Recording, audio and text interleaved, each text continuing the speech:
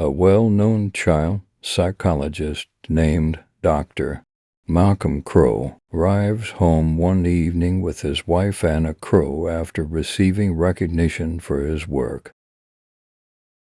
Everything in the world, even his marriage, is subordinate to his job, according to his wife. The two realize they are not alone as a young man. With a gun, Donnie Wahlberg enters the scene. He claims that Crowe has let him down and declares that he no longer wants to be terrified. Crowe remembers him as Vincent Gray, a previous client he treated for hallucinations when he was a little boy. Crowe is struck in the lower abdomen by Gray, who then turns the pistol on himself. Crowe begins working with another youngster, 9-year-old Cole Sear Haley Joel Osment, who has a disease identical to Vincent's the following fall.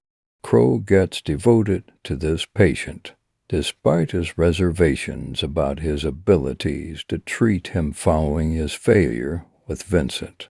Meanwhile, his mar. Cole finally confides in Crowe that he sees dead people walking about like ordinary people when Crowe wins his confidence. Though Crowe initially believes Cole is hallucinating, he soon believes Cole is speaking the truth and that Vincent may have had the same talent.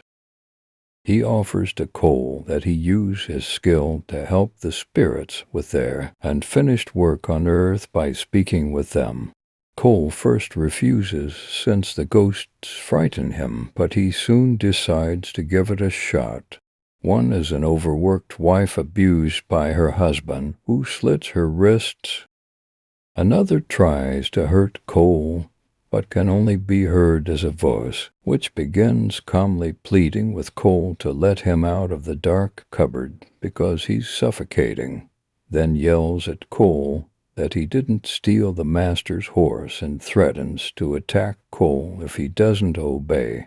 The third ghost comes briefly. A youngster somewhat older than Cole invites him into the room to locate the boy's father's rifle.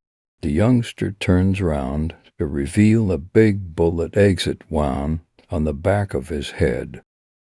Cole ultimately converses with one of the spirits, a sickly girl who appears in his bedroom.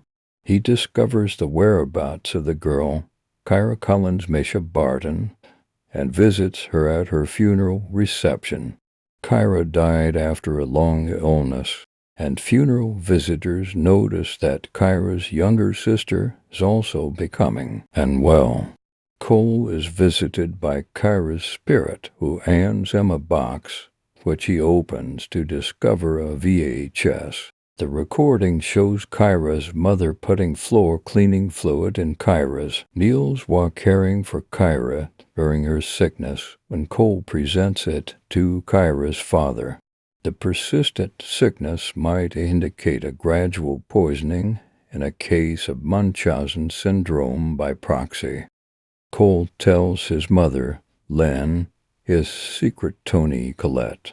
Although his mother first does not believe him, Cole goes on to explain to Lynn that when she was a little kid, her own mother once attended to see her perform in a dance performance.